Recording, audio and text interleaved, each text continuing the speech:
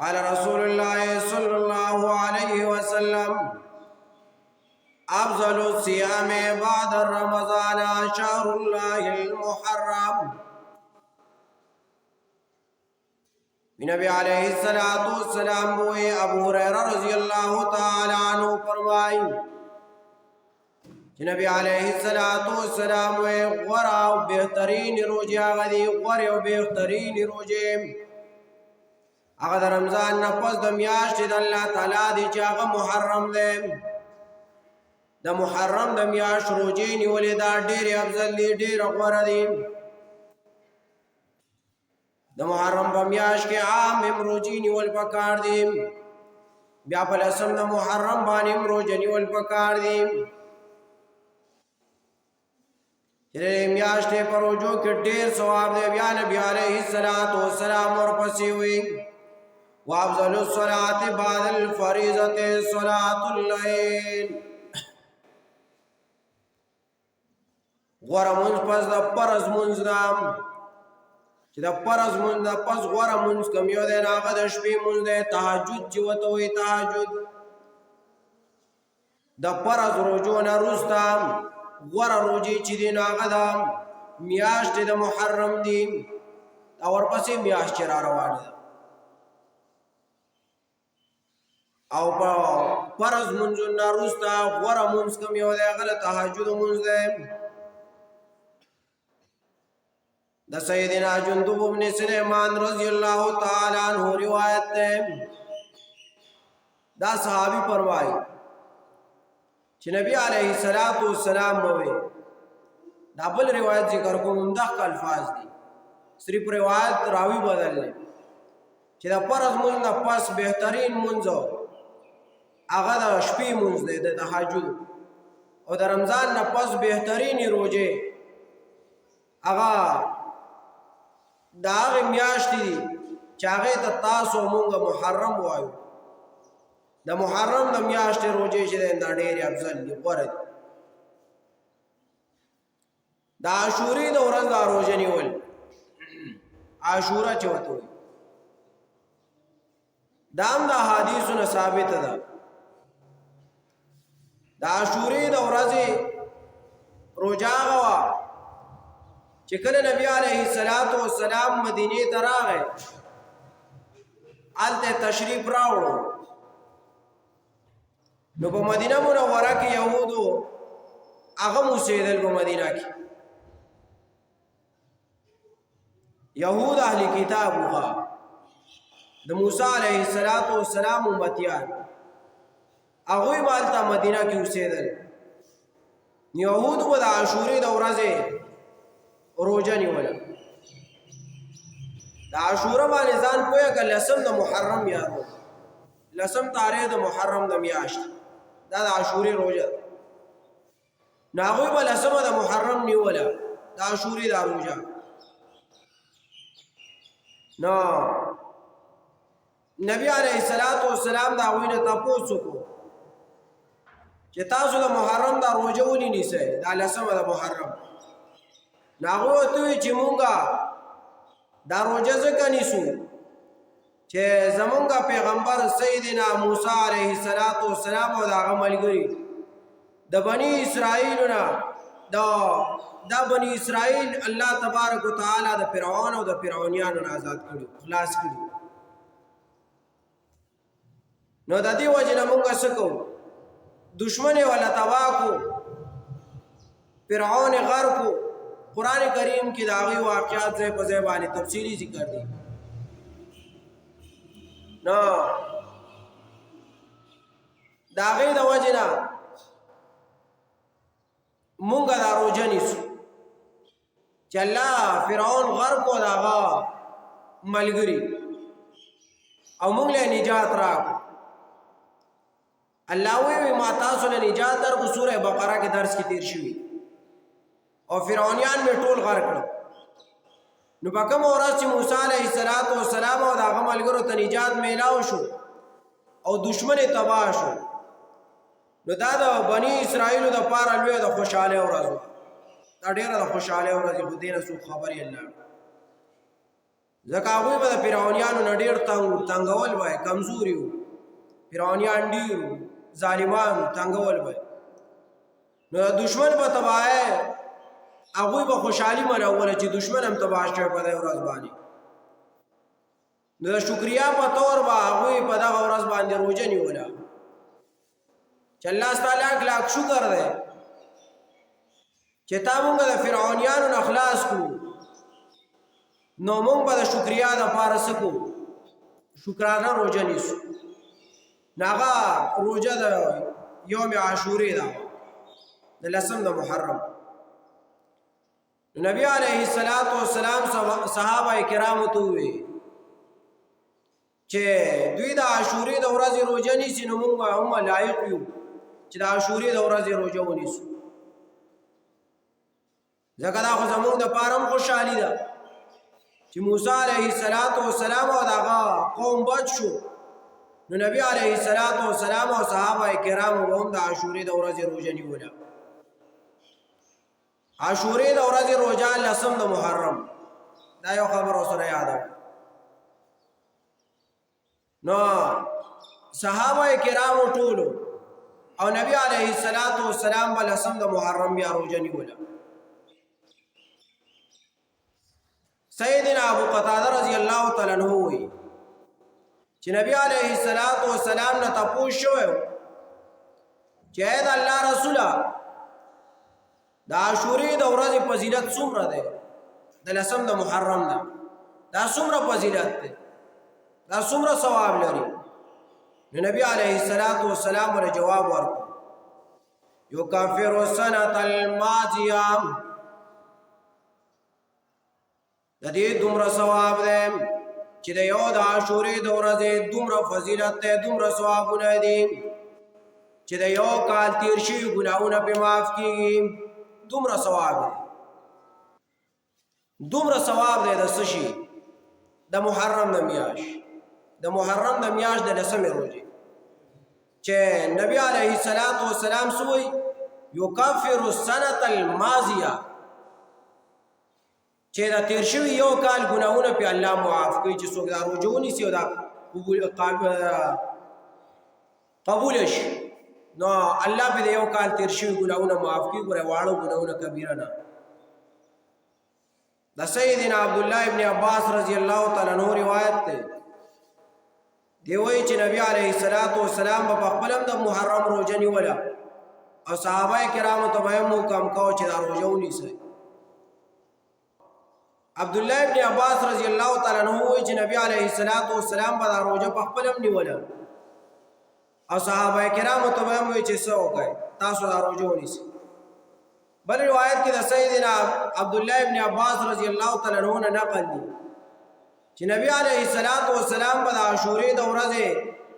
دغه ډیره مبالغه وای کوله ډیر زیات زور به ورکاو په دې باندې او معلومات به کول چې هغه ورځ کله ده د عاشورې ده چې په دې باندې موږ څوک روزه ونیسو دومره معلومات به د دې ورځې کول چې د بلې ورځې چې ته دومره معلومات نه دي کړي نبی علیه السلام وایي چې د 10 د محرم روزه دا به ونیسو هسې چې دا رانه پاتې شي دا ډېر اهمه ده او د دې به ډېر اهتمام کوو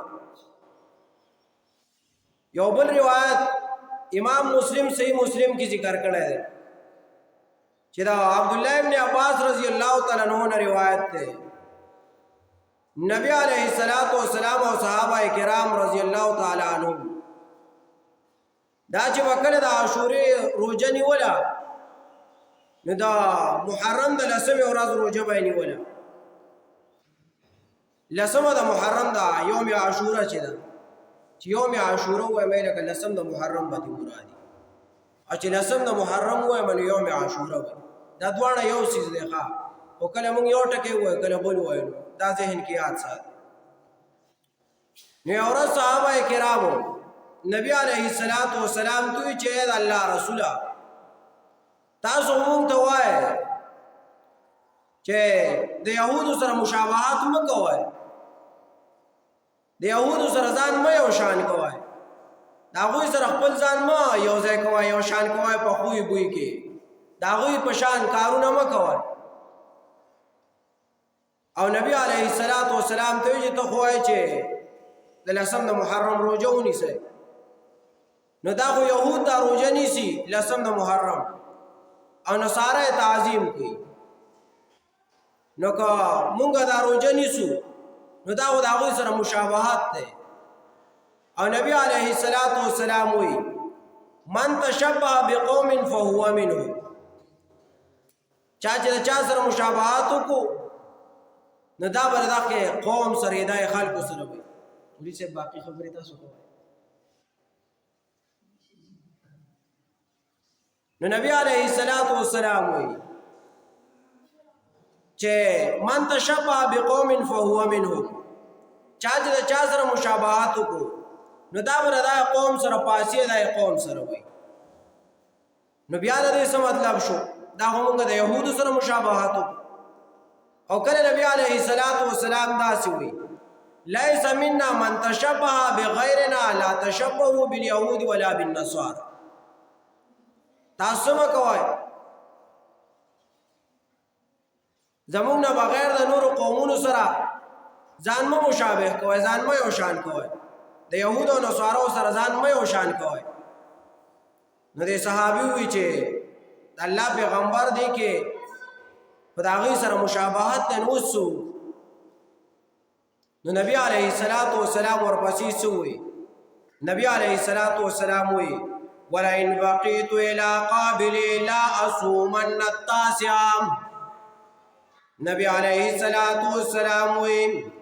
لئن بقیت الی قابل لأصومن التاسع. وی گورا کچری زائند کال لپاره ژوندې پاتې شوم، زه دای ته ژوندې ورسېدم نو زه به سره یو روژه بله نیسم، یو روژه به سره بل یو ځای کوم، د 9 محرم روژه به سره نیسم، 9 او 10 د محرم دا به سره نیسم. نو اوس که یو سړی روژه نیسي نو پکار ده چې 9 او 10 ونیسي، او که چېرته 9 ترې تېره شوه نو 10 او 11 دې ونیسي. نو د یهودو سره مشابهت به هم رانشي. او د نبی علیه السلام په دې خبره باندې به خبره صادق راشي، کار به صادق راشي. نو څوک چې اوس د 10 د محرم روژه نیسي نو 9 او 10 دې دواړه ونیسي، او که 9 دې تېره شوه نو بیا دې 10 او 11 ونیسي. په دې کې د محدثینو اختلاف شته چې آیا نبی علیه السلام دا روژه را روان کال 9 او 10 نیولې وه او که نه، ژوندې پاتې شوی او که نه، اوس به دا روژه نیسي او که نه. اول قول د امام طیبي رحمه الله دی. هغه وایي نبی علیه السلام بل کال ته پاتې نه شو، وفات شو او د دنیا نه رخصت شو. امام طیبي رحمه الله وایي چې د 9 محرم روژه نیول سنت شو، ځکه نبی علیه السلام دا حکم وکړو چې پر روان کال کې به زه بیا 9 او 10 دواړه نیسم. نو د 9 د محرم او 10 د محرم دواړه روژې نیول غواړي. دویم قول د امام توربیشي رحمه الله دی. هغه وایي چې نبی علیه السلام داسې ویلي دي لأصومن التاسع، زه به په 9 ورځ د محرم روژه نیسم، 10 ورځ د محرم باندې به روژه نیسم په 9. معنی یې دا ده چې زه به ورسره 9 او 10 دواړه یو ځای کوم، هم به 9 نیسم او هم به 10 نیسم. نو د یهودو سره مشابهت په دې کې ختم شو چې 9 روژه دې ورسره ونیوه نو 10 خو الډي د مخکې نه را روانه ده، نو 9 دې ونیوه 10 دې ونیوه، یا دې 10 ونیوه یا 11 دې ونیوه. نو د یهودو سره مشابهت دی کې ختم شو، ځکه هغوی صرف د 10 د محرم روژه نیسي. او مونږ به څه کوو؟ مونږ به 2 روژې نیسو، مونږ به 9 او 10 د محرم نیسو. لکه مرقات شرح د مشکات هغې کې مولا علی قاري وایي صوموا التاسع والعاشر وخالف اليهود. تاسو د محرم د میاشت د 9 تاریخ روژه ونیسئ او د 10 تاریخ روژه ونیسئ. نو دې کې بس تاسو د یهودو سره مخالفت راشي، مخالفت به ورسره وکړئ. نو په دې طریقه باندې روژه نیسئ. لکه چې مونږ وایو چې د شو قدر هغه ونیسئ نو تاسو ښه په تیزۍ نیوئ. اوس که درته زه 2 جمعې نه که 3 جمعې درته ووایم چې محرم دا ونیسئ نو نه یې نیسئ. ما ته پته هر یو وایي چې ګرمي ده او سختې دي نو که نه یې نیسئ نو فرض نه دي خو لکه ثواب پکې ډېر دی. زمونږ خو کار دی خلکو ته بیان کول دي که نه. اچھا خبره دلته بابا وایي که نه دوی ته وایي که سار لګیا شو ماښام پورې ته لګیا نو بس عمل نشته ډومبې زما نشته بیا نور نشته چې امام یې دي نو مقتدیان خو به خامخا هغسې لکه بجلیګر مولوي صاحب باره کې راځي که نه الله دې غریق رحمت کړي ډېر ښه سړی تېر شوی ټول خلک یې پېژني عوام او خواص نارینه او زنانه ټول پېژني. هغه ویې ما به هلته مونځ کوه د جمعې په دغه کې په یو ځای کې ما پسې فوجیان راغله ما ته چې ملا دلته به نوره جمعه نه کوي بس دلته ختمه جمعه. ما هغې مقتدیانو ته ووي چې هلکه خلک خو وایي سرکار وایي چې دلته جمعه مه کوئ نو سی چلو کوه. بیا به وایي چې څه شی مولي صاحب اول مونږ مخامخ کېږو بیا به ته یې لومبې به په مونږ ډس کېږي بیا به په تا ډس کېږي لومبې به مونږ جیل ته ځو بیا به ته ځې او چې مونږ سره ولاړ یو نو ستا د څه شي غم دی مونږ در سره وي نه او ډېر کلک خلک دی که نه پرېږدي دغه قوم نه وایي چې مونږ نه وروسته کېږو ته جمعه کوئ مونږ در سره ولاړ یو جمعې ورځ شو زه رالم ما چې جمعې تقریر شروع کوم ما ته چې نه باید خلک راغلی فوجیان مې راغلل چې کم کسان وایي چې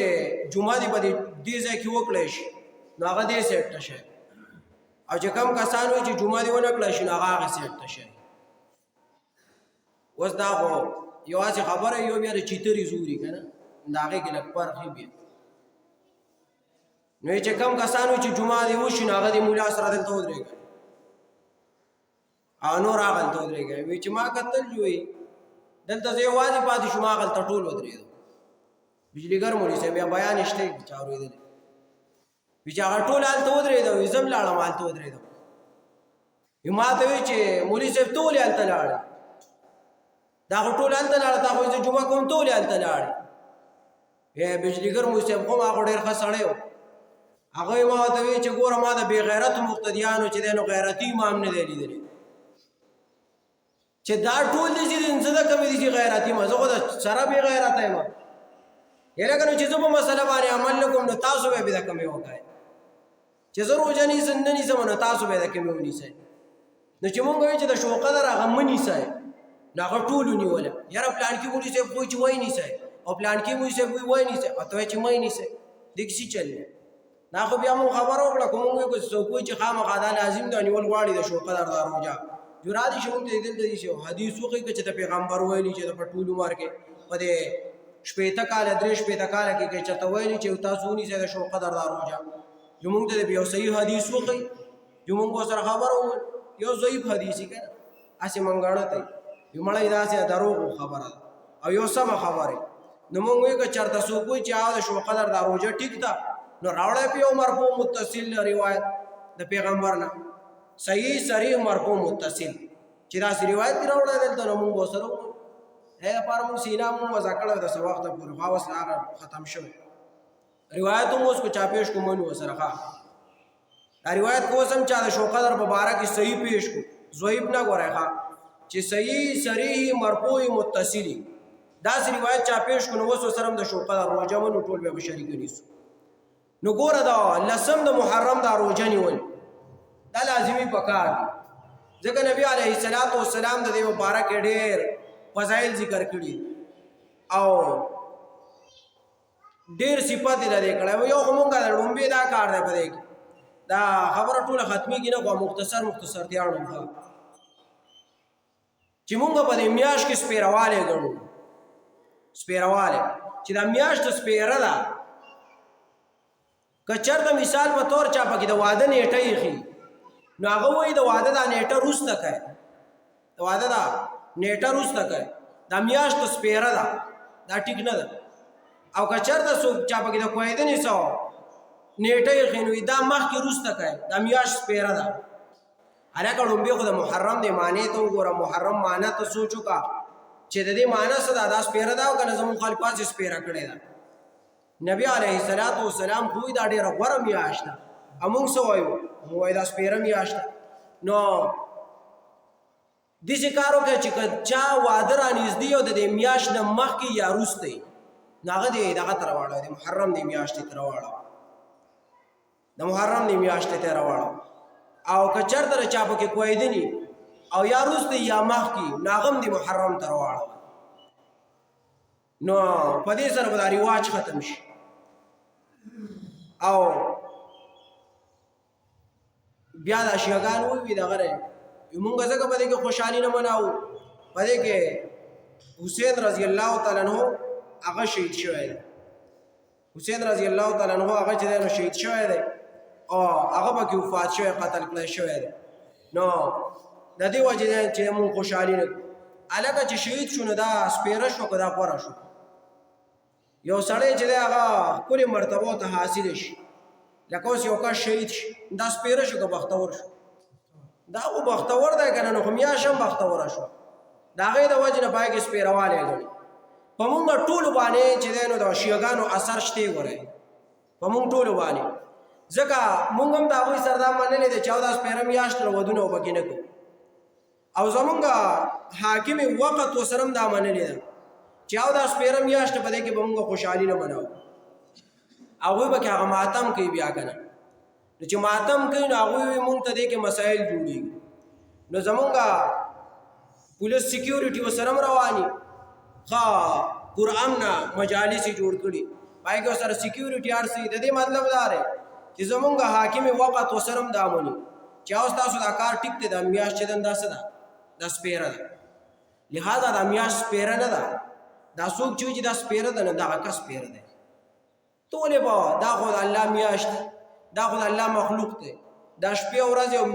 میاشتې او کلونه دا خو اوړي راوړي د الله مخلوق ته ځي راځي د الله په مخلوق کې سپېروالی نشته او موږ پکې څه کوو سپېروالی لرو نو په کار ده چې په دې کې سپېروالی ونه ګڼلی شي نو په دې کې نیمه خبره پاتې نیمه موضوع د دې ټاپک که نه دې موضوع چې ده نیم پاتې ده ټاپک پاتې دا را روانه جمعه کې وایي چې حسین رضی الله تعالی عنہ هغه شهید شوی دی د هغه دا شهادت څنګه دی او نبی علیه الصلاة والسلام دې باره کې نور څه ویلي دي چې دا میاشت سپېره ده او که نه ده